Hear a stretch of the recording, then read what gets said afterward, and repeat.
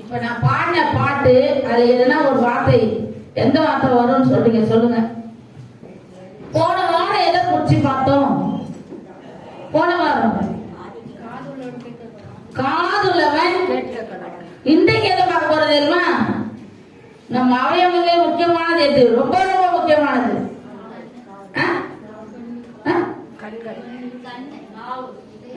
கண்ணு முக்கியம் தான். ஒன்னே ஒண்ணு இல்லைன்னா வெரி குட். என்னது? இருதயம். நான் ஜோக் பண்ணினே இருக்கேன், எனக்கு வேற ஒரு வார்த்தையும் வரல. என்ன வந்து தெரியுமா? இருதயம். இருதயம் நமக்கு எவ்வளவு முக்கியமானது, அதை எப்படி நம்ம ஹேண்டில் பண்றோம்? இருதயம். அதுல ஒரே ஒரு வசனத்தை படிக்கலாம். எசேக்கியேல் 11வது அதிகாரம் 19வது வசனம்.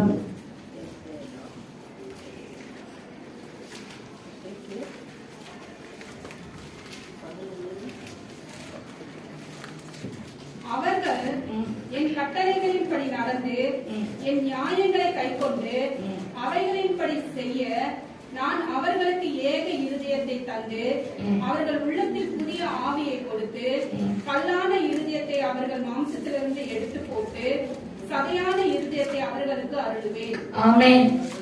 என்ன பண்றாரு? நம்ம இருதயத்தை மாற்றுகிறார். யார் அவரு? நம்மளுடைய எல்லா அவயவங்களையும் உண்டாக்குனவர் யாருமா? ஒரு வசனம் இருக்குது 139வது சங்கீதத்துல நினைக்கிறேன். என் அவயவத்தில் ஒன்றும் உருவாகாமல் இருக்கும் போதே நீர் என்னை பார்த்து கொண்டிருந்தீங்க. எப்போ? அந்த வசனத்தை படித்து அமைச்சிருக்கீங்க.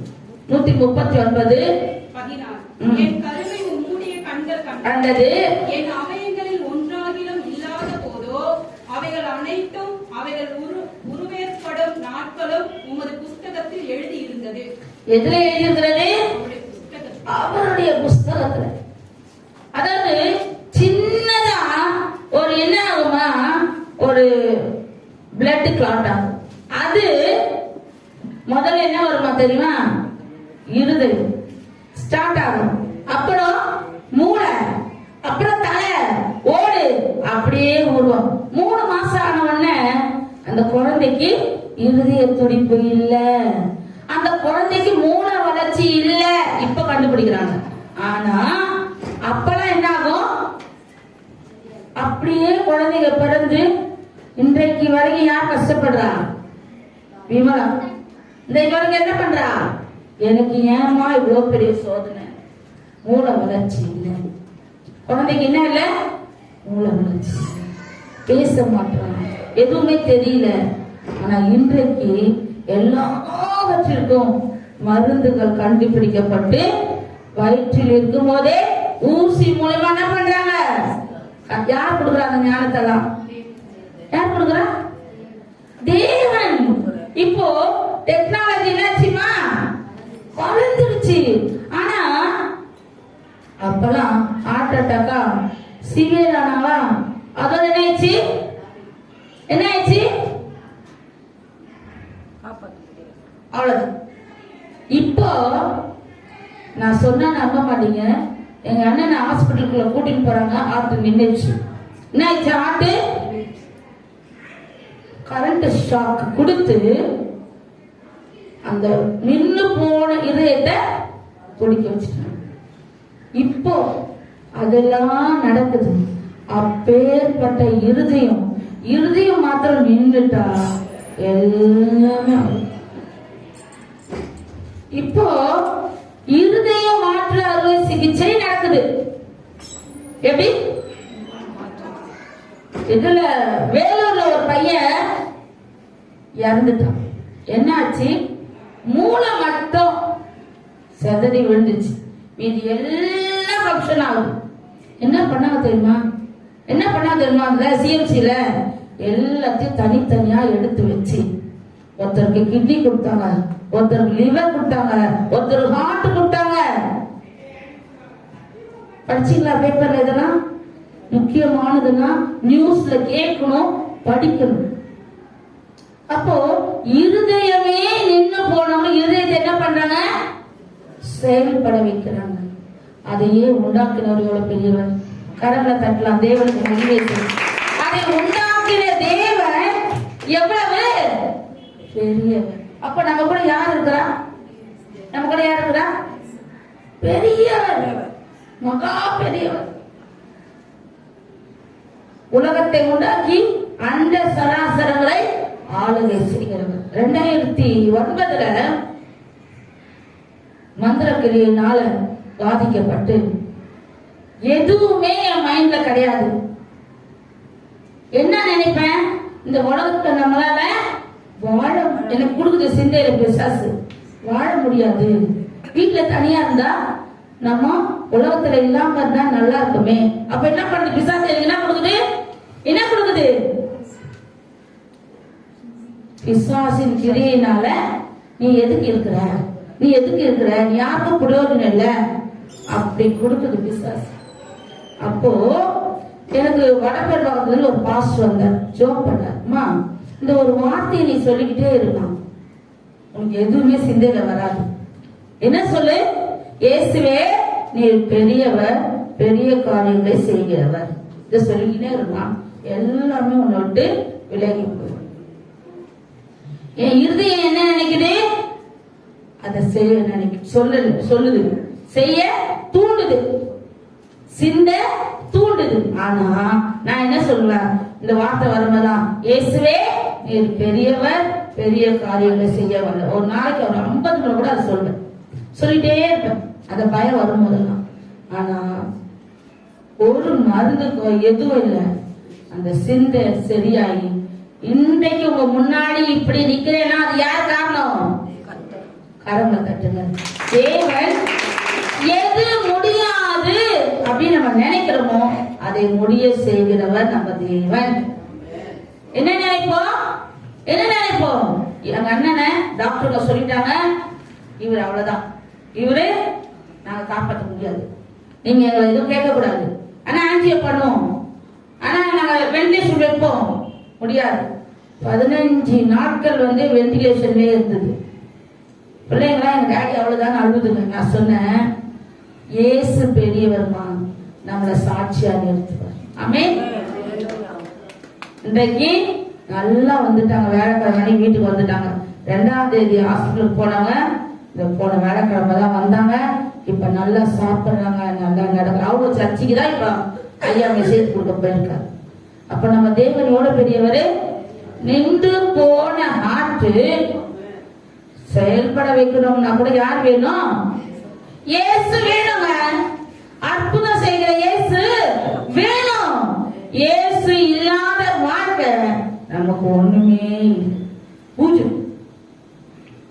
நான் சொல்வேன் எப்பவுமே, சோமனமெல்லாம், இயேசுவே நீ எனக்குள்ள இருந்தாதான் நான் பெரிய ஆளு. நீங்க என்னோட இல்லைன்னா நான் யாரு? ஜீரோ. ஜீரோக்கு என்ன மதிப்பு இருக்குதா? ஜீரோ போட்டு அது பக்கத்துல 9, 8, 7 போட்டு போங்க, என்ன அது மதிப்பு ஒண்ணுமே இல்லை. ஜீரோக்கு முன்னாடி 9, 8, 7 எது போட்டாலும் மதிப்பு உண்டு. அப்ப இயேசுதான் நமக்கு அந்த நம்பர்.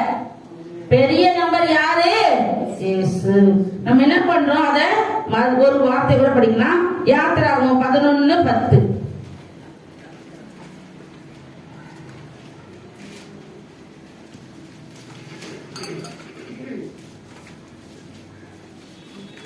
பதினொன்னாவது அதிகாரம் 10வது வசனம். மோசேயும் ஆரோனும் படிங்கப்பா. இந்த அற்புதங்களை எல்லாம் பார்வோனுக்கு முன்பாக செய்தார்கள்.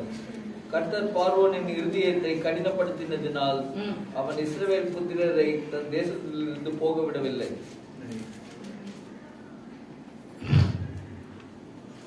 என்ன பண்ணாங்க? கர்த்தர் என்ன பண்ணாரு? பார்வோனுடைய இருதயத்தை லகுவாக்குறவரும் அவர் தான், இருதயத்தை கடினப்படுத்துகிறவரும் நம்ம தேவன் தான்.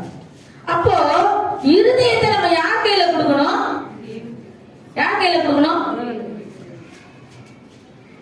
தேவன் கையில கொடுத்தாதான் அது சரியா ஓடும். நம்ம யார் கையில கொடுத்துறோம்? வீட்டுக்கார கையில, பிள்ளைங்க கையில, சொந்த பந்தங்க கையில பயத்தை நாள கொடுத்துடுறோம். ஐயோ அவங்க சொல்றதுதான் கேட்கணும், ஐயோ இவங்க இல்லைன்னா என்ன பண்ணுவாங்க, கோச்சுக்குவாங்க, சண்டை போடுவாங்க. யாருக்கு இருதயம் செயல்படணும், இருதயத்துல யோசிக்கதான் சிந்தையில வாய் வழியா பேசும். இருதயத்தின் நிறைவினால வாய் பேசும். அப்ப அந்த இருதயத்தை கடினப்படுத்துகிறவரும் தேவன். பார்வோனுடைய இருதயம் என்ன ஆயிடுச்சு? இன்னும் எகிப்து மக்கள் இஸ்ரேல் மக்கள் என்ன பண்ணணும்? இன்னும் ஆண்டவர் அதிகமா தேடணும். அப்பதான் இன்னும் விசுவாசிக்கணும், இன்னும் விசுவாசிக்கணும். விசுவாசித்தவரே பாக்கியவதி. நம்ம பாக்கியவதியா இருக்கணும்னா அவரை அதிகமா விசுவாசிக்கணும். விசுவாசிக்கிறவங்களுக்கு தான் சோதனை அதிகமா வரும். தெரியுமா உங்களுக்கு? தெரியுமா? எவ்வளோ விசுவாசம் வச்சிருப்போம், ஆனா எனக்கு என்ன ஆயிடுச்சு? சோதனை தான் வருது, வேதனை தான் வருது. வரும், ஆனா அதை தப்பித்துக் கொள்ள என்ன பண்ணுவாரு? வழி காட்டுவார். சங்கீதம் 121 3வது வசனம், உன் காலை தள்ளாட ஒட்டார், உன்னை காக்கிறவர் என்ன பண்ண மாட்டாரா? உன்னை காக்கிறவரு. விசுவாசம் தேவன் பேர்ல, இயேசுவின் பேர்ல, நம்ம பரிசுத்த ஆவியானவர் பேர்ல வைப்போமே, ஆனால் நம்ம கீழே போகவே மாட்டோம். நம்முடைய தலை உயர்த்தப்படும். மேன்மையானவர் நம்மளோடு இருந்தா என்ன ஆகும்? மேன்மை நடக்கும். மோசே வாரம் என்ன பண்ணாங்க? ஐயோ மறுபடியும் இந்த பாவம் என்ன பண்ணிட்டான்? இருதய கடினத்தினால போக விட மாட்டான். இன்னும் அதிகமான மாணவரை தேடணும்.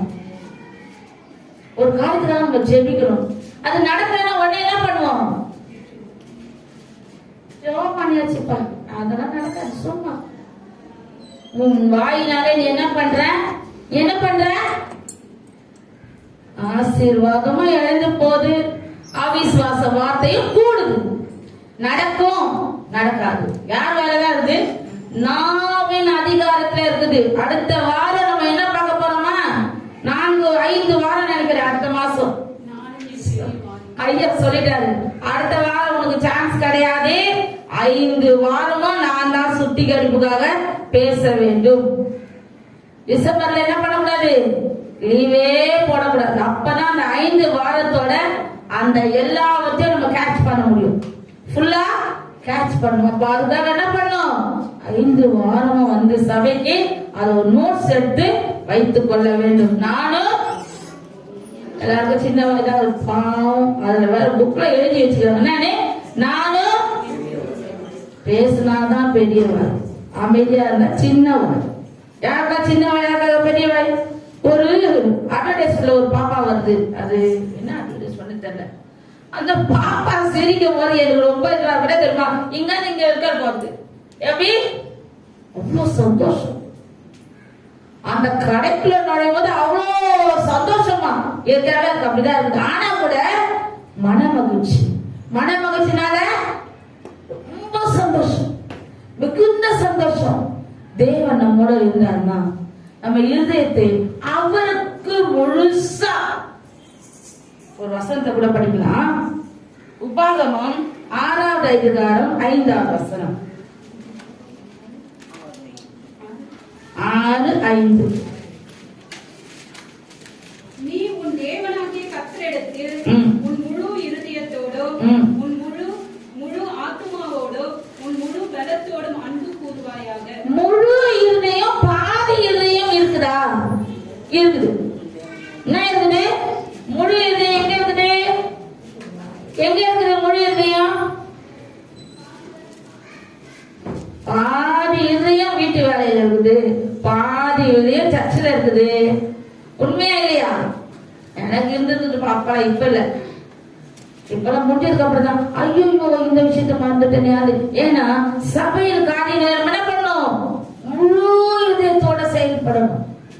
தேவனுடைய சிலர் பைபிள் படிச்சுட்டே இருப்பாங்க, 2 வருஷம் படிப்பாங்க, 3வது வருஷம் படிக்கிறது ஒரு வேலையை சொல்லுவாங்க, 4வது வருஷம் படிக்கிறது இன்னொரு வேலை. ஏன்னா அவன் சிந்தை என்ன ஆகுது?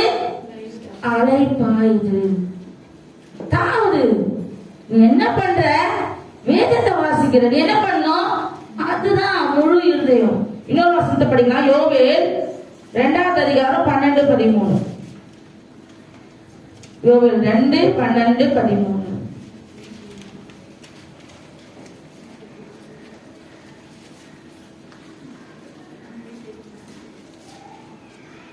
படிமா.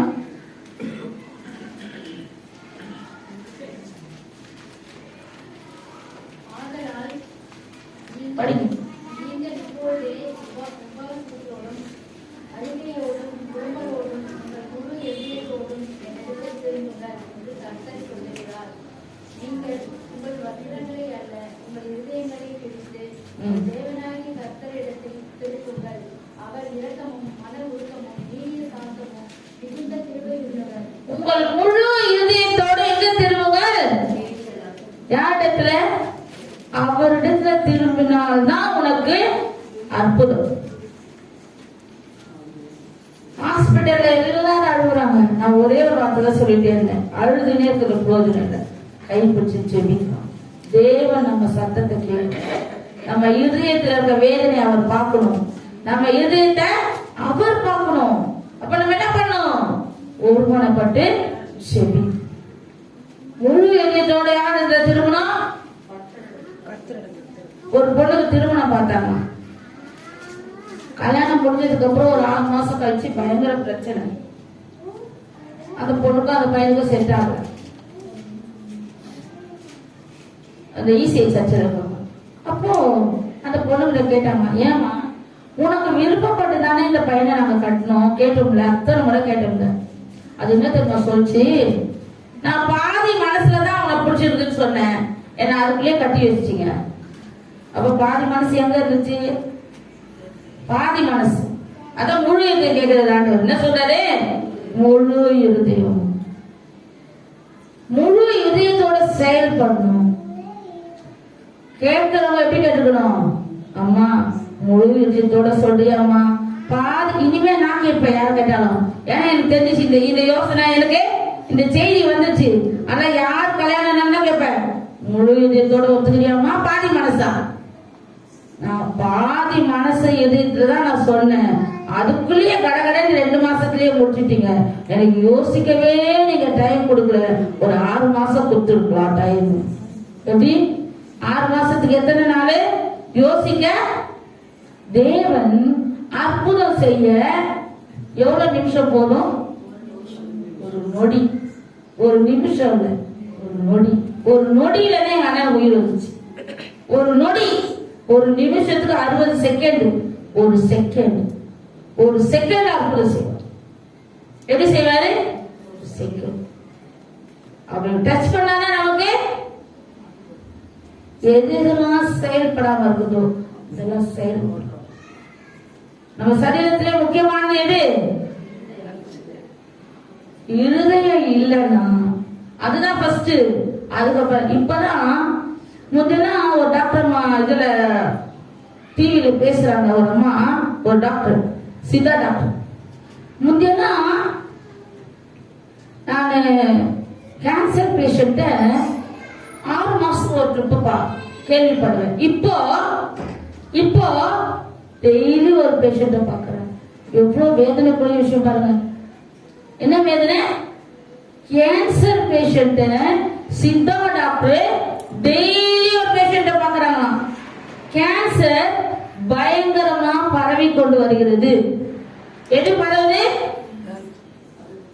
முந்தியெல்லாம் சுகர் பேஷண்ட்னா எங்க அம்மாவுக்கு அவங்களுக்கு இருக்க ஒரு 55 வயசுக்கு முதல் சுகர் வந்துச்சுன்னு நினைக்கிறேன். சுகர் டாக்டர் சொன்ன உடனே டெஸ்ட் பண்ணிட்டு வந்து உட்காந்து அழுதுனே இருக்கிறாங்க. எனக்கு சுகர் வந்துச்சு சொல்லி 1 மணி நேரம் அழுகுறாங்க. எங்க அண்ணன் வந்தாங்க. எங்க 2வது அண்ணன் வந்து ஒரு சிரிச்சா ஒரு சிரிப்பு, அம்மா இதெல்லாம் ஒண்ணுமே இல்லம்மா, சுகர் எல்லாருக்கும் வரும், அதெல்லாம் ஒரு வியாதியும் இல்லை. சுகர் வந்து டிசீஸ் இல்லையா, இது லைஃப் ஸ்டைல் தான். என்னது? இது லைஃப் ஸ்டைல். டீ கொண்டு வந்து கொடுத்தா, அம்மா எனக்கு சுகர் இருக்குமா, ஆஃப் சுகர் கொடுங்க, இல்ல சுகர் இல்லாம கொடுங்க. அது எப்படி மாறி போகுது? லைஃப் ஸ்டைலா மாறி போயிடுச்சு. சுகர் இல்லாத வீடு இருந்தா எனக்கு சொல்லுங்க. சுகர் இல்லாத வீடு 25 வயது பொண்ணுக்கு சுகர். என் ஃப்ரெண்டுக்கு 23 வயசுல சுகர் வந்துச்சு. பேர் ஜெசிதா பேர். இன்னைக்கும் சுகரோட பொண்ணு கல்யாணம் ஆயிடுச்சு. கல்யாணம் ஆகி 3 வருஷம் இருக்கும் பொண்ணுக்கு. அவ்வளோ ஒரு சுகர்ல எப்ப பார்த்தாலும் ஏதாவது மீட்டிங் வரலன்னா உனக்கு தெரியாதாரு எனக்கு சுகர், அதனால மயக்கம், அதனால நான் படுத்துனேன். எப்படி ஆயிடுச்சு இது? எப்படி ஆயிடுச்சு? லைஃப் ஸ்டைல் ஆயிடுச்சு. ஆனா இன்னொன்னு இப்ப என்ன பெருகிட்டு வருது? என்ன பெருகிட்டு வருது வியாதி? சொன்ன கேன்சர். நம்ம அவங்களுக்காக ஜெபிக்கணும். கேன்சர் பேஷண்ட் மரிக்க நிலைமை எப்படி மறிப்பாங்க தெரியுமா? மாதா சிஸ்டரையும் விக்டோரியா ஆண்டியும் அடிக்கடி நான் நினைப்பேன். ரொம்ப வேதனைப்பட்டாங்க அந்த கடைசி நேரத்துல. வெல்குரியோ சொல்லுவான், நிர்மலாஸ்டரோ சொல்லுவான். ஏன்னா அவங்களாம் கூடவே இருந்தவங்க. அவங்களுக்கு அவங்களோட வேதனைய கூடவே இருந்து பார்த்தவங்க. ஒரு நாளும் எல்லா வியாதியும் பேர் சொல்லி நான் ஜெபிப்பேன். ஏன் தெரியுமா? கர்த்தர் நம்மளை சுகமா வச்சிருக்காரு. அதுக்காக என்ன பண்ணோம்? அவருக்கு நன்றி செலுத்தணும். அடுத்தது அந்த வியாதியில இருக்க மக்களுக்கெல்லாம் ஜெபிக்கணும். நம்ம ஜெபிக்கிறது. என் ஃப்ரெண்ட் ஒருத்தி சொன்னான், கிறிஸ்டியன்ஸ் மாத்திரம் தாண்டி எல்லாருக்காகவும் பிரேயர் பண்றீங்க. நாங்கெல்லாம் சாமி கிட்ட போனா எனக்கு, எங்க அம்மா அப்பாக்கு, என் கணவனுக்கு, என் பிள்ளைகளுக்கு, அவ்வளவுதான். நீங்க என்ன பண்றீங்க? உண்மையாவே நீங்களாம் கிரேட். என்ன சொன்னா? நீங்களாம் ஏன் கிரேட்டு? நம்மளோட பெரியவர் இருக்கார். யார் அவரே? மகா பெரியவர் நம்மளோட இருக்கிறார். ஒரு பரிசுத்தமான தெய்வம். யார் அவரு? பரிசுத்தமாய் பிறந்தவர், பரிசுத்தமாய் வளர்ந்தவர், பரிசுத்தமாய் வாழ்ந்தவர், பரிசுத்தமாய் சிலுவையை சுமந்தவர், பரிசுத்தமாய் மரித்து பரிசுத்தமாய் உயிரோட எழுந்து இப்ப எங்க இருக்காரு? நமக்காக. இன்னொரு வசனத்தை கூட படிக்கலாம். யாத்திராகமும் 10:20 10வது அதிகாரம் 20வது வசனம். கர்த்தரோ பார்வோனின் இருதயத்தை கடினப்படுத்தினார், அவன் இஸ்ரவேல் புத்திரரை போக விடவில்லை. அதுல 4:15 படிங்க. 4:15 யாத்திராகமும். நீ அவனோட பேசி அவன் வாயில் வார்த்தைகளை போடு, நான் உன் வாயிலும் அவன் வாயிலும் இருந்து நீங்கள் செய்ய வேண்டியதை உங்களுக்கு உணர்த்துவேன். 16. அவன் உனக்கு பதிலாக ஜனங்களோட பேசுவான், இவ்விதமாய் அவன் உனக்கு வாயாக இருப்பான், நீ அவனுக்கு தேவனாக இருப்பாய். மோசே கிட்ட சொல்றாரு, ஆண்டவர் என்ன சொல்றாரு? நீ இஸ்ரேல் மக்களை மீட்டு எடுக்கிறதுக்கு போப்பா. எகிப்துல வளர்ந்தவனாச்சே நீ, பார்வோனுடைய மகள் உன்னை வளர்த்தால, அதனால நீ போ. ஆனா அவன் என்ன சொல்றான்? எனக்கு பயமா இருக்குது, எனக்கு பேச தெரியாது, நான் திக்குவாய். இங்க ஒரு பாஸ்டர் இருக்காரு நம்ம மாதவத்துலதான். அவர் நம்ம கிட்ட பேசும்போது ரொம்ப தொத்தி பேசுறாங்க. நான் அவங்க சபைக்கு போற ஒரு சகோதரி கிட்ட நான் கேட்டேன், சிஸ்டர் இப்படி பேசுறாரு, மெசேஜ் எப்படி? அவரோட மெசேஜ் நானும் கேட்டேன். கேட்டதுக்கு அப்புறம் தான் அவங்க சொன்னது உண்மைன்னு நினைச்சேன். சிஸ்டர், அவர் பேசும்போது திக்கும், மெசேஜ் கொடுக்கும்போது ஒரு வார்த்தை கூட திக்காது. நான் அதை பார்த்தேன். பேசும்போது பொறுமையா, ரொம்ப பொறுமையா பேச திக்கினே இருக்கும். ஆனா மெசேஜ் கொடுக்குறாரு பாருங்க, தேவனுடைய வல்லமை, ஒரு வார்த்தை கூட திக்கலங்க. இதே மாதவத்தில் இருக்காரு. அப்ப ஆண்டவர் எவ்வளவு நல்லவர் பார்த்தீங்களா? அவர் அழைத்தவர்களை அவர் என்ன பண்றாரு? கனப்படுத்துகிறார். மைக்க புடிச்சு திக்கி பேசினா என்ன பண்ணுவாங்க? இவரே திக்கி பேசு. இவர்கிட்ட போய் நம்ம என்ன மெசேஜ் நினைக்க மாட்டோமா? ஆனா தேவனுடைய வல்லமையினால அந்த சகோதரி சொன்னது, நான் ஒரு நாள் நானே ஃபுல்லா 1 மணி நேரம் மெசேஜ் கொடுத்தாங்க, ஒரு வார்த்தை கூட திக்கிறேன். அடுத்த கீழே யாரும் வந்து பேசுறாரு, அதே மாதிரி பேசுறாரு. நான் திக்குவாயின்னு சொன்னார் அவரு. ஏன் ஆண்டவர் என்ன ஊழியத்துக்கு அழைக்கிறீங்க சொன்னாரா? இல்ல, இருதயங்களை உண்டாக்கினவர் என்ன பண்றாரு? எல்லாவற்றையும் பார்த்துக் கொள்வார்.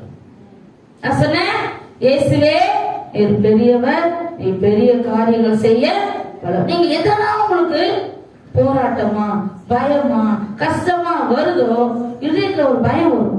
அந்த பயம் வரும்போது என்ன பண்ணும்? ஐயோ எனக்கு ஏன் இப்படி வருது, என்னால முடியாது. ஆண்டவர்கிட்ட கிருபை கேளு. உபாகமம் 1:17 உங்களுக்கு கடினமா இருக்கிறதை என்னிடத்தில் கொண்டு வாருங்கள், நான் கேட்பேன். என்ன பண்ணுவாரு? கேட்டாருனாலே முடிஞ்சிச்சு.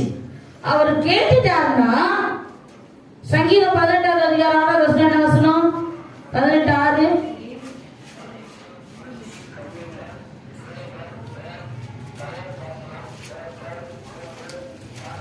எனக்கு உண்டான நெருக்கத்திலே கர்த்தரை நோக்கி கூப்பிட்டு என் தேவனை நோக்கி அபயமிட்டேன். என்ன பண்ண? என் நெருக்கம் வந்துடுச்சு, பயம் வந்துடுச்சு, சோதனை வந்துடுச்சு, என் இருதயம் பயத்தினால நடுங்குது. அப்ப நான் என்ன பண்ணேன்? கர்த்தரை நோக்கி கூப்பிட்டு என் தேவனை நோக்கி அபயமிட்டேன். அவர் ஆலயத்தில் இருந்து என் சத்தத்தை கேட்டார். என்ன பண்ணாரு? எங்க இருந்து? எங்க இருந்து? நான் வீட்லயே ஜோம் பண்ணிக்கிறேன் சிஸ்டர், வர முடியலன்னா கூட பரவாயில்ல. என்ன பரவாயில்ல? எங்க இருந்து உன்னோட சத்தத்தை கேட்பாரா? ஆலயத்திலிருந்து சத்தத்தை கேட்டார். கூப்பிடுதல் அவர் சந்நிதியில் போய் அவர் செவிகளில் ஏறிற்று. எதுல போச்சு? யார் காதுல போச்சு? வீட்டுக்கார காதுலயா, பையன் காதுலயா, பொண்ணு காதுலயா, யார் காதுல போச்சு? தேவனுடைய செவியில ஏறின உடனே விடுதலை. 86வது அதிகாரம் 1 வசனத்தை படிக்க. சங்கீதம் 86:1. கர்த்தாவே, உமது செவியை சாய்த்து என் விண்ணப்பத்தை கேட்டவர்களோ, நான் சிறுமையும் எளிமையுமானவன். அப்போ நம்முடைய விண்ணப்பம் அவர் செவிக்கு போனாதான் விடுதலை.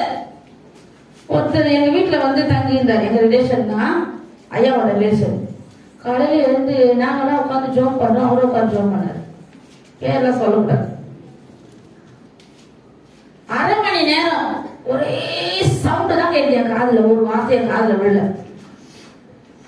சும்மா மழையில வந்து ரொம்ப ஜோன்னு அடிச்சா எப்படி இருக்கும், அவ்வளோ சவுண்டா ஜோம் பண்றாரு. முடிச்சுட்டாரு, ஆன்லைன் போட்டாரு, கிளம்பிட்டாரு வேலைக்கு. நான் கேட்டேன், இவர் என்ன ஜெபம் பண்ணாரு? எனக்கு ஒண்ணுமே புரியலையே. எனக்கு புரியதோ இல்லையோ, நம்ம பேசுற வார்த்தை யாருக்கு கேட்கணும்? கடகட கடகட கடகட கடகட நான் எல்லாம் சொல்லணும்னா சொல்லி ஆமை தெளிவா பொறுமையா, தேவனே எங்களுக்கு இறங்குங்க, எனக்கு அற்புதம் செய்யுங்க, இந்த காரியம் இப்படி இருக்குது. அவரோட பேசுங்க. காலையில எழுந்து, காலையில எழுந்துக்கவே முடியாது. ஐயா 1:30 மணி 2 மணிக்கு எழுந்து ஜெபம் பண்ணுவாரு. இப்போ ஒரு வாரமா 4 மணி ஆனாலும் அவரால் எழுத்துக்க முடியல. ஏன்னா சரீரம் பரவாயில்ல, இன்னொன்னு குளிர் அதிகமா இருக்கு. இந்த மாசத்துல என்ன பண்ண முடியாது. பீகாருக்கெல்லாம் போனீங்கன்னா அந்த பெட்டுக்கு அவங்க போத்திட்டு இருப்பாங்க. அந்த இவ்வளவு பெரிய பெட் இருக்கும், பெட்ஷீட் இல்ல பெட்டு, அதுதான் அவங்களுக்கு போர்வை இந்த காலங்கள்ல. ஆனா நம்மளாம் எப்படி இருக்கிறோம்? ஒரு இந்த 2 மாசம் பெட்ஷீட் போட்டுவோம், அவ்வளவுதான். சுகமா இருக்கணுமா இல்லையா? 8 மணி ஆனாதான் அவங்க ஜன்னலே திறக்க முடியும். நம்ம விசேஷமா இருக்கணுமா இல்லையா? எந்த நேரம் வெளியே போறோம், எந்த நேரம் வரும். பீகார்ல 8 மணிக்கு வெளியே போலாம், சாயந்தரம் 3 மணிக்குள்ள எல்லாம் உள்ள வந்து அடங்கிடணும். அதுக்கு மேல என்ன பண்ண முடியாது இந்த காலங்கள்ல. நவம்பர், டிசம்பர், ஜனவரி 3 மாசம் அங்க போனீங்கன்னா தரையில காலை வைக்க முடியாது. கால் மூஞ்சி எல்லாம் மூடிக்குவாங்க, கண்ணு மட்டும் தான் தெரியும். நம்ம போயிட்டு வருவாங்க சொல்றேன், அப்படி ஒரு குளிர் இருக்கும். ஆனா பாருங்க, குளிர், வெயில், மழை, பனி எல்லாத்துக்கும் ஏற்றது நம்ம சென்னை பண்ணணும். எல்லாம் கரண்ட்ல தட்டுங்க. சென்னையில இருக்கிறதுனால நான் சந்தோஷமா இருக்கிறேன். சொல்லுங்க பாருங்க, சென்னையில இருக்கிறதுனால துக்கமா இருக்கணுமா? 2015 எல்லா இடமும் தண்ணியில மூழ்கிச்சிங்க, மாதவத்தை தவிர. உண்மையா பிள்ளையான்னு அப்ப இருந்த பேப்பரை எடுத்து ஆராய்ந்துப்பாங்க. மாதவரம் தான் ரொம்ப விசேஷம். தண்ணியெல்லாம் இழுத்துக்குச்சு, எல்லா இடமும் ஃபர்ஸ்ட் ஃப்ளோர் வரைக்கும் தண்ணி நினைச்சு. நான் கீழ் வீட்டுல இருக்கேன், நான் எல்லாம் கீழே பீரோல இருக்க துணியெல்லாம் தெரியாது. எங்க மோசஸ்ல சிரிக்கிறான், மம்மி நான் உங்க தண்ணி வேலை சும்மா கவனி தேவையில்லாத வேலை பண்ணிக்கிறேன். அவனுக்கு அவன் வேலை அதை எடுத்து மேலவை அதை எடுத்து மேலவை. மழை ஃபுல்லா 2015 டிசம்பர் 1ஆம் தேதி காலையில பிடிச்ச மழை நைட்டு 12 மணி வரை விடல, எழுதிட்டே இருக்குது. அந்த வருஷம் வேளச்சேரியில 2 ஃப்ளோர் முழுகி போச்சு. வேளச்சேரியில 2 ஃப்ளோர். ஆனா மாதவத்துல இருந்த நாம சுகமா இருந்தோம், எல்லாம் கிடைச்சது, எல்லாம் சாப்பிட்டோம். கொரோனாவிலே நம்ம சுகமா தான் இருந்தோம். ஆமே கரெக்டா தட்டுங்க. கொரோனா டைம்லயும் என்ன கிடைச்சது? காய்கறி. எங்க மாமியார் சொல்றாங்க, அங்க போன் பண்றோம், நாங்க என்னம்மா செஞ்சு மீன் குழம்பு வச்சோம்மா. எங்க உணவு மட்டும் எங்க மீன் கிடையாது. ஒரு மீன்காரர் வந்து காலைல 6 மணிக்கு வந்து வீட்டை தட்டி கொடுத்துட்டு போயிடுவாரு. சண்டே ஆனா கறி கிடைக்கும். என் மகன் போவோம், எங்கேயும் வீட்டுல இறக்குறாங்க, அங்க போய் வேணுவான். மீனும் கிடைச்சது, கறியும் கிடைச்சது, காய்கறியும் கிடைச்சது. நம்மளாம் எப்படி இருந்தோம்? தமிழ்ச்சேரி ஒரு சாட்சி சொல்லிச்சு, அம்மா மத்த நாட்கள 3 வேளை சாப்பிட்டேன், இந்த நாட்கள் நாங்க 5 வேளை சமைச்சு சாப்பிட்டோம். என்னென்ன தேவையெல்லாம் செய்யறோம். ஏன்னா வீட்டிலே இருக்கிறேன், பிள்ளைங்களுக்கு தேவையானதா செய்து கொடுத்துக்கிட்டே இருக்கிறேன். இது வந்து பெருமை இல்ல, கர்த்தர் நம்ம வைத்திருக்கிற விதம். தேவன் நம்மளை எப்படி வச்சிருக்காரு? சந்தோஷம். ஆனா ஒரு சின்ன துக்கம் வந்துச்சுன்னு வச்சுக்கோங்க, என்ன பண்ணோம்? நம்ம முகமெல்லாம் வாடிடும், கண்ணு கலங்கிடும், என்னன்னே தெரியல, இது எப்போ மாறும். ஆனா நம்ம என்ன பண்ணோம்? மாற்றுகிறவர் நம்மளோட இருக்கிறார். யார் அவரு? எபிரேயர் 11ஆம் அதிகாரம் 8ஆவது வசனம், இயேசு கிறிஸ்து நேற்று இன்றும் என்றும் மாறாதவர். பார்வோனோட இதயத்தை கர்த்தர் தான் கடினப்படுத்துறாரு. ஏன்? நீ இன்னும் ஆண்டவரை தேடணும். என்ன பண்ண மாட்ட? ஆண்டவரை தேடுறது இல்ல, அவர் வார்த்தைக்கு செவி கொடுக்கிறது இல்ல. என் காது என்னாச்சு? சிலதுக்கு தான் கேட்கும், சிலதுக்கு. போன வாரம் மெசேஜ் யாரா கேட்கலையோ போன்ல இருக்குது, நீங்க வாங்கி என்ன பண்ணுங்க, ஃபுல்லா கேளு. எனக்கே ரொம்ப சந்தோஷமா இருந்துச்சு அந்த மெசேஜ். எனக்கு ஏன்னா சில சமயம் நமக்கு ஆண்டவர் பேசுறதே கேட்குமா? இருங்க ஏசப்பா, இதெல்லாம் முற்றிலும் உங்களை வந்து பாக்குறேன், கொஞ்சம் எனக்கு டைம் கொடுங்க, என்ன பண்றேன், இதெல்லாம் நான் முடிக்கணும். ஒருத்தர் சொன்னாரு, எங்க சொந்தக்காரர் தான், அவர் உடம்பு சரியில்லாத ஆயிட்டாரு. நாங்க போய் பவித்ரா ஹாஸ்பிட்டல் அட்மிட் ஆயிருக்காரு. நான் போய் நானும் எங்க உஷாவும் போய் ஜோம் பண்றோம். ஜோம் பண்ணும்போது சொல்றேன், அண்ணா நீங்க ஞானஸ்தானம் எடுத்துக்கோங்கண்ணா, வீட்டுல உங்க ஒய்ஃப் எடுத்துக்கிறாங்க, நீங்க எடுக்கல, ஏசப்பாவை நீங்க அறிஞ்சிருக்கீங்க, நீங்க எடுத்துக்கோ. அவர் என்ன திரும்ப சொன்னாரு, அம்மா அக்கா இருக்குதுமா, அக்காவுக்கு நான் என்ன செய்யணும்? அவங்க மறிச்சிட்டாங்கன்னா அவங்களுக்கு ஈம சடங்கு நான் தான் செய்யணும். நான் தான் ஒரு தம்பி இருக்கேன், வேற யாரும் இல்ல. என்ன நடந்தது தெரியுமா? என்ன நடந்தது தெரியுமா? அவர் ஞானஸ்தானம் எடுக்காம மறித்து போனார். அவங்க அக்கா அவர் மறித்ததுக்கு அப்புறம் அவங்க ஞானஸ்தானம் எடுத்து கர்த்தருக்குள்ள மறிச்சாங்க. நம்மளே என்ன முடியும்? அவங்க எனக்கு அவங்க இடத்துல போய் சொல்றேன், அவரு எப்படி போயிட்டாரு, இவங்க எப்படி, இவங்களுக்காக ஞானஸ்தானம் எடுக்க மாட்டேனே. எல்லாத்தையும் பாக்குறவர் யாரு? அவங்க பரலோகத்துக்கு பாக்குறவனா மாறிட்டாங்க. ஒருவர் ஜடத்தினாலும் ஆவினாலும் பிறவாவிட்டா எங்க பிரவேசிக்க மாட்டான்? நரகத்துல பிரவேசிக்க மாட்டானா? எங்க? அதை எடுத்து படிமா, இந்த வசனத்தை படிங்க. ஒருவன் ஜடத்தினாலும், யோவான் இயேசு பிரதியுத்தரமாக, ஒருவன் ஜலத்தினாலும் ஆவியினாலும் பிறவாவிட்டால் தேவனுடைய ராஜ்யத்தில் பிரவேசிக்க மாட்டான் என்று மெய்யாகவே மெய்யாகவே உனக்கு சொல்கிறேன். ஞானஸ்தானம் எடுத்துக் கொள்ளுங்கள் அப்படின்னு சொன்னா, ஞானஸ்தானம் கொடுக்கறதுனால ஐயாவுக்கு ஏதாவது லாபம் இருக்குதா? இருக்குதாமா? யோவான் 3ஆம் அதிகாரம் 5ஆவது வசனம் எப்படி சொல்றாரா? மெய்யாகவே மெய்யாகவே உனக்கு சொல்லுகிறேன். அப்போ தேவனுடைய ராஜ்யத்துல பிரவேசிக்கணும்னா நமக்கு என்ன தேவை? என்ன தேவை?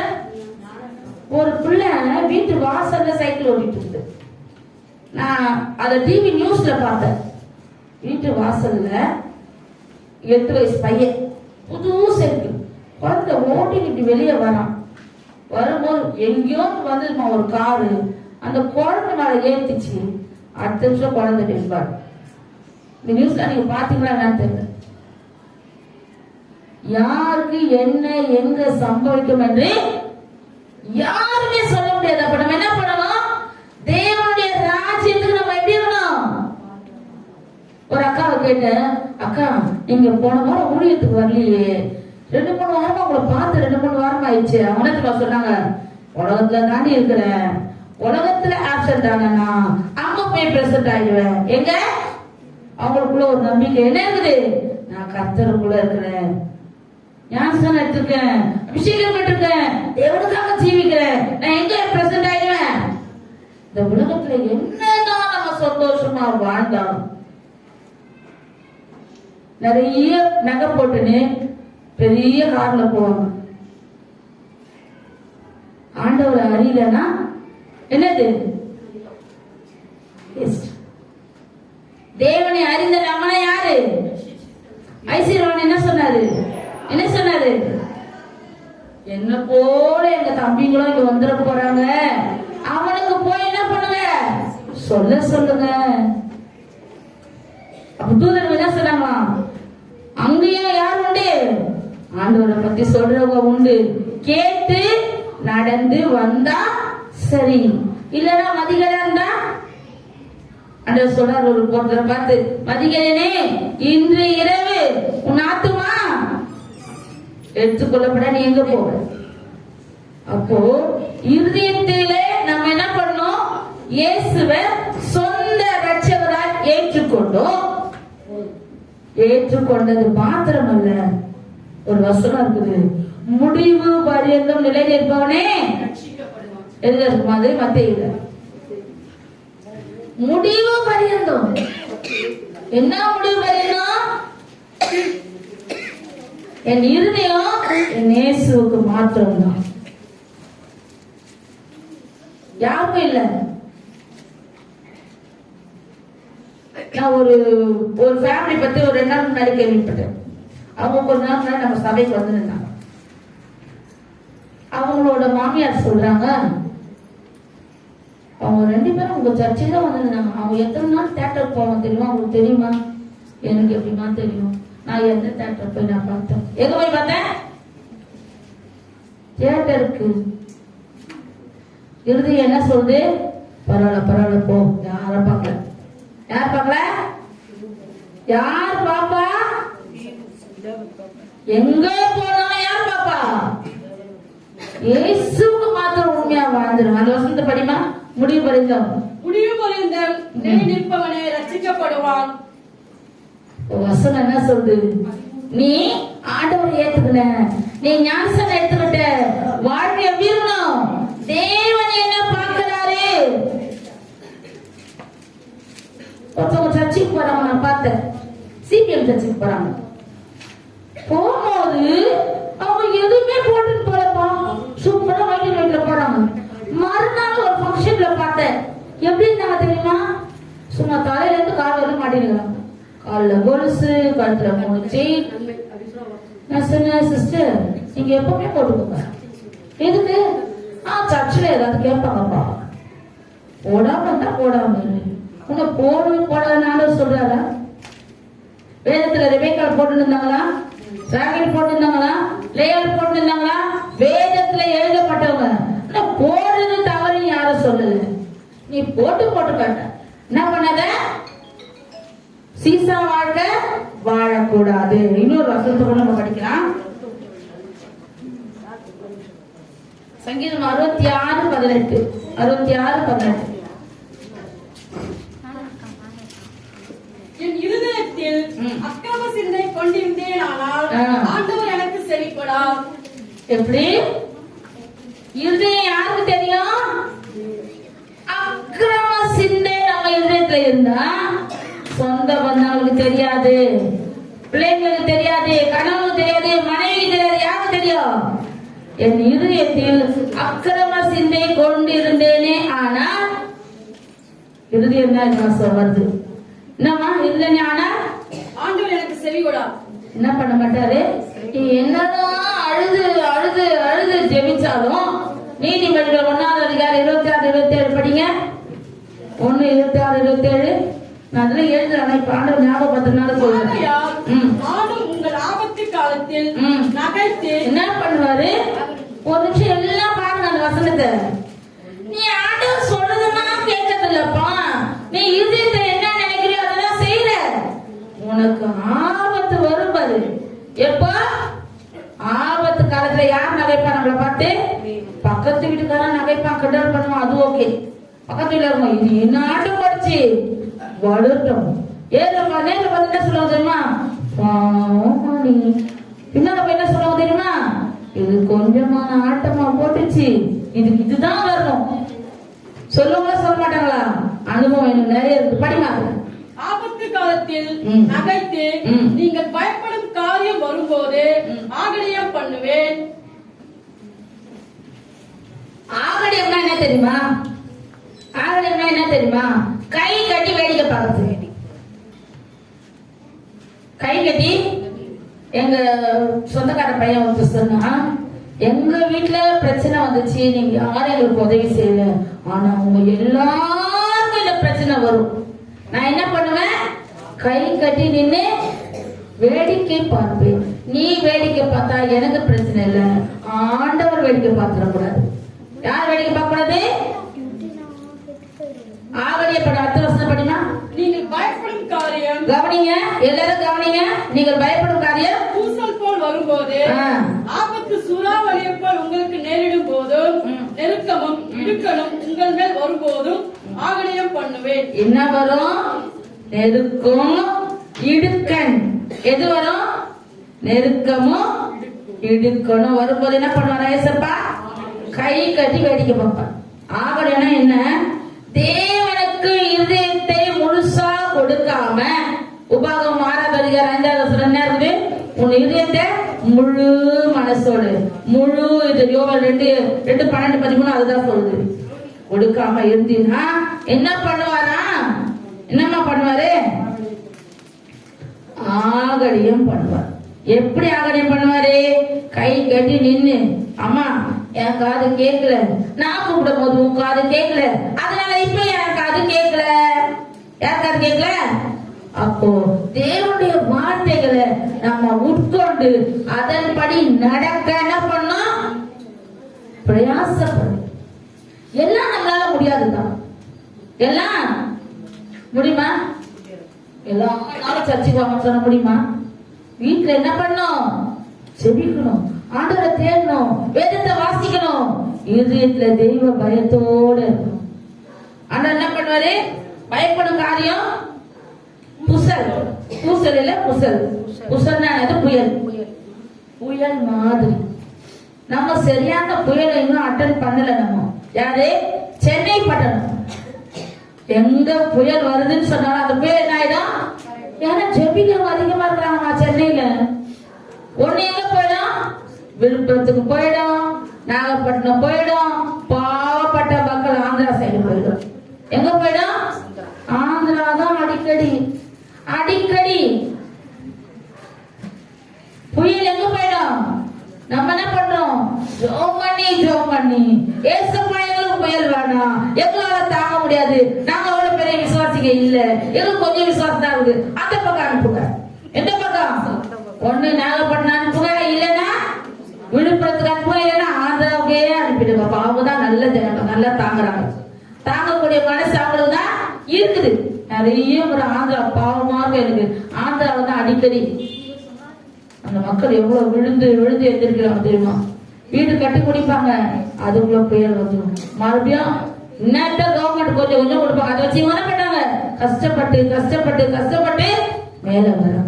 ஆனா கர்த்தர் நம்மள ஒரு புயல், சரியான புயல் இது வரைக்கும் பல ஆண்டுகளா நம்ம பார்க்காத இருக்கணும். ஜெபம் நம்மளை பாதுகாத்து கொண்டு தேவன் என்ன பண்றாரு?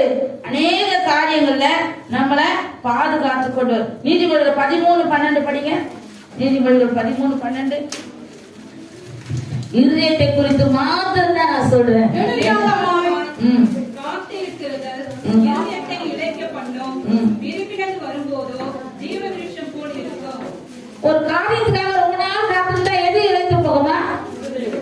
நம்ம முகம் தான் இழைத்து போகும். முதல்ல என்ன பண்ணும்? சோர்வாயிடும். ஏமா ரொம்ப சோர்வா இருக்கு? போங்க சிஸ்டர், எவ்வளோ நாள் ஜோக் பண்ணிட்டேன், போங்க ஐயா. நீங்க எல்லாம் சொல்றீங்க உங்களுக்கு எல்லாம் இவ்வளவு அற்புதம் நடந்ததுன்னு, எனக்கு ஒண்ணு கூட நடக்கல ஐயா. எது இழைத்து போகுது? இருதயம்னா முதல் இழைத்து போகுது. விரும்பினது வரும்போது எப்படி இருக்குமா? ஜீவ விருட்சம். ஏசப்பா ஜீவ விருட்சத்துக்கு கனிய நம்ம ஜீவ விருட்சத்துக்கு கனியை புசிக்கிறவங்களா ஒவ்வொரு நாளும் ஆண்டவரே எங்களுக்கு இந்த ஜீவ விருட்சத்துக்கு கனிய கொடுங்க, அப்போதான் நாங்க கேட்கறதுதான் கிடைக்கும். ஜெபம் ஜெபம் எப்படி இருக்கணும்? எப்படி இருக்கணும் ஜெபம்? விசுவாசம் தான். ஜெபம் பண்ண எங்க அக்காவுக்கு ஒரு ஃப்ரெண்ட் ஒருத்தவங்க இருந்தாங்க, அந்த எரிக்க இருக்கிட்ட. அம்மா காலையில எழுந்தா ஜெபத்தை பண்ணி போட்டுட்டு அப்புறம் நம்ம சாப்பிடலாம். எப்படி? ஜெபத்தை பண்ணி போடும். அது எப்படி போடுறது? நான் அந்த வார்த்தை அடிக்கடி எங்க அக்கா சொல்லுவாங்க, இப்படி சொல்றாங்கன்னு சொல்லுவோம். நான் யோசிச்சு பார்ப்பேன். ஜெபத்தை பண்ணி போடுறது ஒரு கடமை இல்ல, தேவனை தேடுறது உண்மையா உத்தமமா ஒழுக்கமா தேடுறவங்களுக்கு மேன்மை வந்துகிட்டே இருக்கும், கீழே போக மாட்டான். உண்மையாலுமே சொல்றேன், தேவனை அறிந்து கொண்டவர்கள் அவர் வார்த்தையில ஒழுங்கா நம்ம நடந்து அவருடைய பாதையை பின்பற்றுவோமே, ஆனால் நமக்கு குறைவே இருக்காது. குறைவில்லையே குறைவில்லையே பாட்டி போதுல என் கர்த்தர் என்னோட இருப்பதனால பயமிலேயே வரும், குறைவிலே வரும். லாஸ்ட்ல குறைவிலேயே பாருங்க. அப்ப என்னன்னா குறைவு இருக்காது. தேடி பாருங்க, அவங்க வாழ்க்கையில குறைவு இருக்காது. மத்தவங்க பார்த்து என்ன பண்ணுவாங்க? புறக்கப்படுவாங்க. ஐயோ இவங்களுக்கு மாத்திரம் எப்படி இப்படிலாம் நடக்குது. ஏன்? நம்மளோட இருக்கிறவர் பெரியவர். எல்லாருக்கும் அந்த நம்பிக்கை இருக்குதா? ஏசு என்னோட இருக்கிற நம்பிக்கை இருக்குதா? ஏசு என்னோட இருக்கிறாரு. ஒவ்வொரு நாளும் அவர் எங்க போனாலும் என்னோட வராரு, என் கூடவே இருக்கிறாரு. நம்ம எப்படி ஜெபிக்கணும்? என் கூடவே ஓ இயேசுவே, நீர் இல்லாமல் நான் வாழ முடியாது.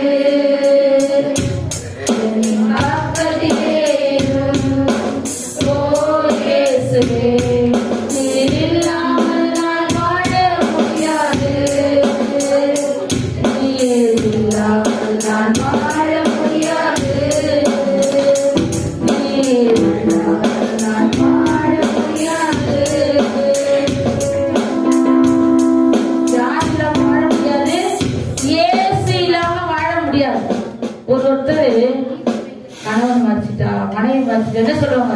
அவ இல்லாம நான் எப்படிங்க வாழ? முதல்ல சிந்தையில எதை வச்சுக்கணும்? ஏசு இல்லாம நான் வாழ முடியாது. ஏசு ஃபர்ஸ்ட், நெக்ஸ்ட் தான். அப்படி இருக்கிறவங்களுக்கு என்ன இருக்காது? குறைவே இருக்காது. யோபுல ஒரு வசனம் இருக்குது, அவர்கள் கூடாரங்களை விசாரிக்கும் போது குறைவை படிங்க வசனத்தை. யோபு 5:24 23:14 ரெண்டு வசனம் இருக்கு. உங்களுடைய கூடாரம் சமாதானத்தோடு இருக்க காண்பீர், உங்களுடைய வாசஸ்தலத்தை விசாரிக்கும் போது குறைவை காண மாட்டீர். என்ன பண்ண மாட்டேன்? குறைவு இருக்காதுங்க. இயேசு இருக்கிற வீட்டுல குறைவு இருக்கும். நீ விசுவாசத்தோட ஜெபி, அந்த குறைவை நிறைவேற்ற. குறைவு எப்படி போயிடுமா தெரியுமா? காலையில இப்ப பாருங்க, 5 மணிக்கு எடுத்து போய் பாருங்க, பூக்கள் மேல எல்லாம் பனி அப்படியே கொத்து கொத்தா இருக்கும். வெயில் வந்தோம்னா அந்த பனி எப்படி போயிடும்? காணாம போயிடும். அது போலதான் நம்ம இயேசு குறைவுகளை சிறு பனித்துளி போல நிறைவாக்கி விடுவார். நம்ம பிடிச்சிருக்க தெய்வம் எப்பேற்பட்டவர்? ஜீவன் உள்ளவர். அவர் ஜீவிக்கிறார், அவர் நன்மை செய்கிறார், நம்மளோடு இருக்கிறார். இன்னொரு வசனத்தை கூட படிக்கலாம். எரேமியா 17:9. எல்லாவற்றையும் பார்க்கிலும் இருதயமே தீங்குள்ளது மகா கேடுள்ளதுமாய் இருக்கிறது. எது? படிங்க. அதை அறியத்தக்கவன் யார்? எதுமா இருதயம் எப்படி இருக்குன்னா அருமையா உண்டாக்கி வச்சிருக்காரு இருதயத்தை. அந்த இருதயம் எப்படி இருக்குது? திருக்குள்ளதும் மகா கேடுள்ளதும். ஐயோ அந்த வார்த்தையப்பா கேடுன்னு பாட்டு சொன்னா பரவாயில்ல, மகா கேடுள்ளதா. அருமையா தேவன் உண்டாக்குன இருதயம் எப்படி மாறி போகுது? எப்படி மாறி போகுது? பணம் பெருகும், சொத்துக்கள் பெருகும், ஆஸ்தி பெருகும், எல்லாமே பெருகும். இருதயம் மாத்திரம் சுத்தமா இருக்கு. இருதயத்துல மாத்திரம் தேவன் எப்பொழுதும் வாசம் பண்ணணும். இயேசுவே, அதுதான் அந்த பக்தர் பாடினது. கூடவே இல்ல, இந்த இருதயம் உங்களுக்கு மாத்திரம் தான். இருதயம் யாருக்கு மாத்திரம் தான்? ஒருத்தருக்கு சொல்றாங்க, என்னோட இருதயம் இயேசுக்கு முதல், அதுக்கப்புறம் தான் நம்ம சொந்த பந்தம். அப்ப இயேசு நம்மளோட இருந்தா என்ன இருக்காது? குறைவு இருக்காது. இயேசுக்கு ஏற்றபடி நம்ம நடக்கிறோமா? இருதயம் மகா கேடுள்ளதா யாருக்கும் மாறக்கூடாது. மகா கேடுள்ளதா மாறிட்டா எங்க போயிடுவோம்? நம்ம எங்க போயிடுவோம்? யார் எதுக்கு பாத்திரவான மாறிடுவோம்? பாத்திரவான் அடுத்தது நரகம். அப்போ இருதயத்தை நம்ம எப்படி காத்துக்கொள்ளணும்? பரிசுத்தமும் உண்மையும் நீதியும் நிறைந்து நம்ம இருக்கணும். நம்மளை முகத்தை யார் பார்க்கிறா? மனுஷன். இருதயத்தை யார் பார்க்கிறா? இருதயத்தை பார்க்கிற தேவன் நம்மளை பார்த்தோம் என்ன பண்ணணும்? சந்தோஷப்படணும். என் மகள் எனக்கு முன்பாக, என் மகன் எனக்கு முன்பாக எப்படி இருக்கிறான்? கரை திரை பிழையற்றவர்களாய் ஜீவிக்க வேண்டும். அதுக்கு நம்ம பாத்திரமான இருக்கணும். அதுக்குதான் அந்த வசனம். இன்னொரு வசனத்தை கூட படிங்க. எரேமியா 11:19.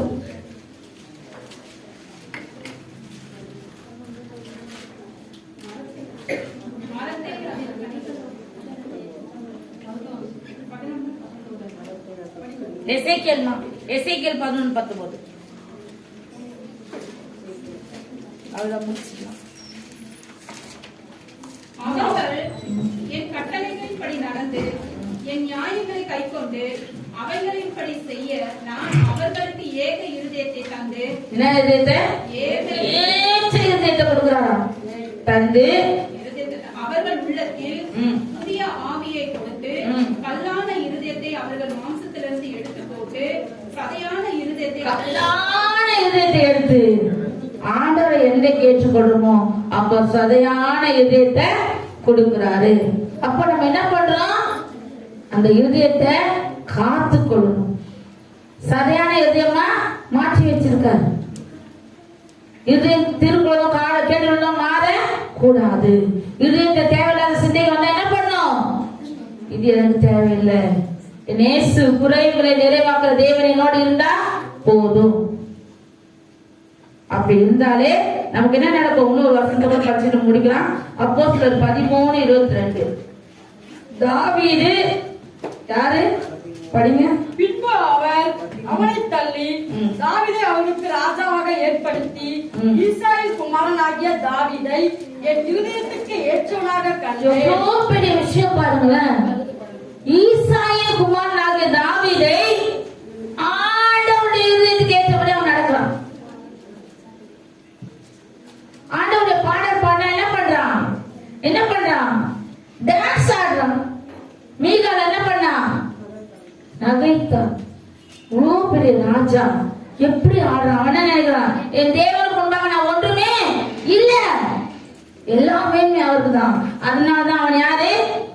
தேவனுடைய இருதயத்துக்கு ஏற்றவன். சொந்த பந்தம் இருதயத்துக்கு ஏற்றபடியே நம்மளால நடக்கிறது கஷ்டம். தேவனுடைய இருதயத்துக்கு ஏற்றபடி நடக்கிறது இருதயத்துக்கு ஏற்றபடி, தேவனுடைய இருதயத்துக்கு ஏற்றபடி நடக்க வேண்டும். அப்ப நடந்தா நமக்கு எல்லா காரியங்களும். இருதயத்தை எப்படி பாதுகாத்துக் கொள்ளணும்? சரீரத்துல ரொம்ப முக்கியமானது. கர்த்தர் நல்லவன். ஒரு வசனத்தை கூட படிக்கலாம். எபிரேயர் 3:17, 1 பேதுரு 3:21 ரெண்டு மாத்திரம் படிச்சு முடிக்கலாம். மேலும் அவர் 13:17 எபிரேயர் 3:17, 1 பேதுரு 3:21. மேலும் அவர் 40 வருஷமாய் யாரை ஆலோசித்தார் பாவம் செய்தார் அல்லவோ அவர்களுடைய சகோதரர்கள் வனாந்தரத்தில் விழுந்து போயிற்றோ. எபிரேயர் 3:17 அது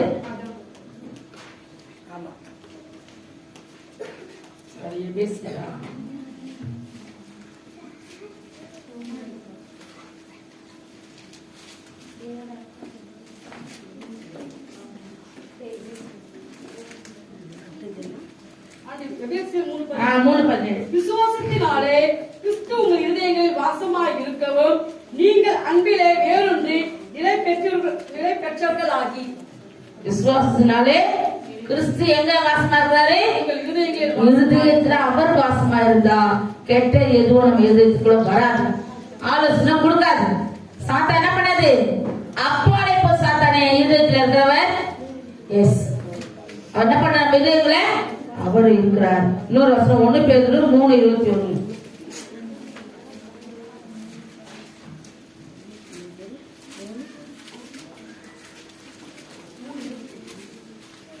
அதற்கு ஒப்பனையான ஞானஸ்தானமானது மாம்ச அழுக்கை நீக்குவதாய் இராமல் தேவனை பற்றும் நல் மனசாட்சியின் உடன்படிக்கையாய் இருந்து இப்பொழுது நம்மையும் இயேசு கிறிஸ்துவினுடைய உயிர்த்தெழுதலினால் ரட்சிக்கிறது.